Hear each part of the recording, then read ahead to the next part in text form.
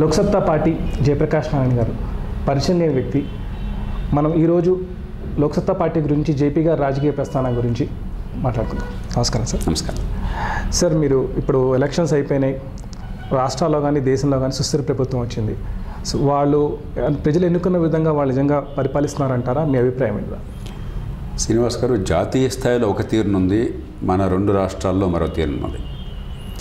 వాళ్ళు జాతీయ స్థాయిలో ప్రజలు ఇచ్చిన తీర్పు ఏంటంటే ఒక రకంగా మనంతా ఆహ్వానించదగ్గ తీర్పు. ఏ పార్టీకి నెగ్గింది, ఎవరు ప్రధానమంత్రి అయ్యారని చెప్పినది కాదు, ఎలాంటి మౌలికమైన లక్ష్యాల కోసం జనం ఓటు వేశారని చూడాలి. అది చూసినట్టయితే ఈవేళ సుస్థిర ప్రభుత్వానికి మాత్రమే కాకుండా ఆర్థిక అభివృద్ధి, మంచి పాలన, ఈ రెండు ఇవాళ అవసరము. తాత్కాలికమైన తాయిలాలు కాదు, సమాజంలో కులం మతం ప్రాంతం విభేదాలు కాదు. ఈ దేశ ఐక్యత నిలబడుతూ ఆర్థిక అభివృద్ధి కావాలి, మంచి పాలన కావాలని ఒక స్పష్టమైన సంకేతాన్ని జాతీయ స్థాయిలో ప్రజలు ఇచ్చారు. ప్రభుత్వం కూడా ఆ మేరకు ప్రయత్నం చేస్తున్నట్టు కనిపిస్తున్నది. ప్రధానమంత్రి మోదీ గారు కానీ, ఆయన క్యాబినెట్ కానీ, ఇదేదో ఒక్కరోజు జరిగిపోయేది కాదు, ఆయన ఒక్కరోజు చేసేది కాదు, మనందరం చేయాల్సిన అవసరం. కానీ ఆ మార్గం కనిపిస్తుంది.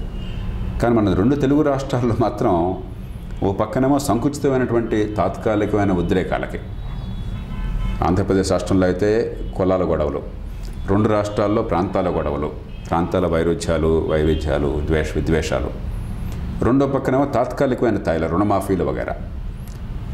కాబట్టి దేశంలో నాకు కొంత భారతదేశ భవిష్యత్తు బాగుపడే అవకాశం ఉందన్న స్పష్టత కనిపిస్తున్నది. రెండు తెలుగు రాష్ట్రాల్లో గత అనుభవం నుంచి పాఠాలు నేర్చుకోకుండా ఎలాంటి మూర్ఖపు రాజకీయాన్ని కొనసాగిస్తే, ఈ కులాల పేరుతో ప్రాంతాల పేరుతో ఇంకా జనం మధ్య చుచ్చుబెట్టే ఏర్పాటు ఒకటి ఓ పక్కన, రెండో పక్కన అన్ని తాత్కాలికమైన తాయిలాలు ఇచ్చి రేపటి భవిష్యత్తును బలిపెట్టేటువంటి విధానాలు మరో పక్కన. ఈ రెండే కొనసాగితే మాత్రం రెండు రాష్ట్రాలకు ఇబ్బంది ఉంటుంది. మరి ఎప్పుడు ఇక్కడ మారుతుందో చూద్దాం.